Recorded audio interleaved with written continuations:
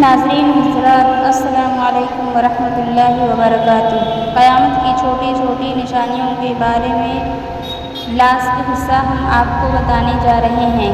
غور سے سنیں اور عبرت حاصل کیجیے۔ جب سورج اتنا اونچا ہو جائے گا جتنا دوپہر سے پہلے ہوتا ہے، پھر خدا تعالیٰ کے حکم سے مغرب کی طرف لوٹے گا اور دستور کے موافق غروب ہوگا، پھر ہمیشہ اپنے قدیم قاعدے کے موافق روشن اور رونق دار نکلتا رہے گا۔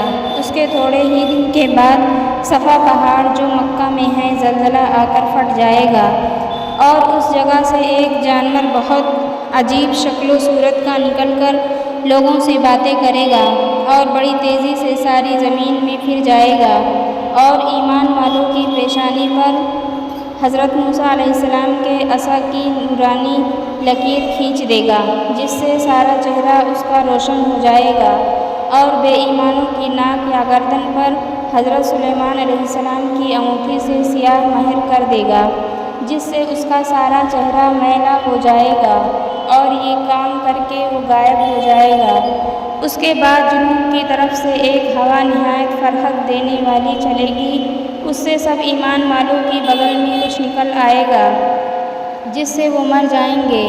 جب سب مسلمان مر جائیں گے، اس وقت کافر حبشیوں کا ساری دنیا میں امن دخل ہو جائے گا اور وہ لوگ خانہ کعبہ کو شہید کریں گے اور حج بند ہو جائے گا اور قرآن شریف دلوں سے اور کاغذوں سے اٹھ جائے گا اور خدا کا خوف اور خلقت کی شرم سب اٹھ جائے گی اور کوئی اللہ اللہ کہنے والا نہ رہے گا۔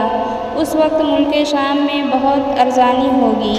لوگ اونٹوں پر اور سواریوں پر پیدل ادھر جھک پڑیں گے اور جو رہ جائیں گے ایک آگ پیدا ہوگی اور سب کو ہانکتی ہوئی شام میں پہنچا دے گی۔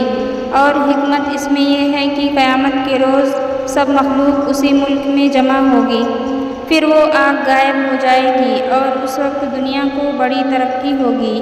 3-4 سال اسی حال سے گزریں گے کہ دفعتاً جمعہ کے دن محرم کی 10ویں تاریخ صبح کے وقت سب لوگ اپنے اپنے کام میں لگے ہوں گے کہ سور پھونک دیا جائے گا۔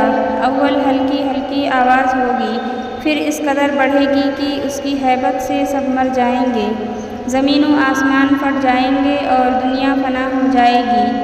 اور جب آفتاب مغرب سے نکلا تھا اس وقت سے سور کے پھونکنے تک 120 برس کا زمانہ ہوگا۔ اب یہاں سے قیامت کا دن شروع ہو گیا۔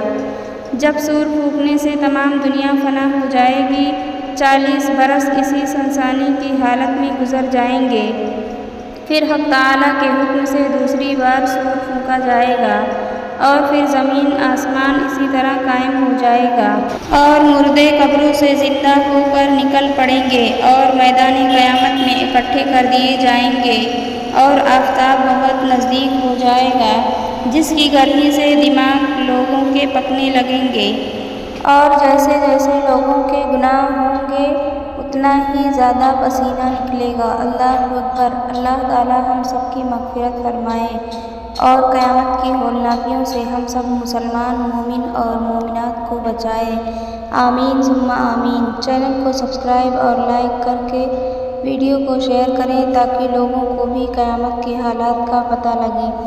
شکریہ۔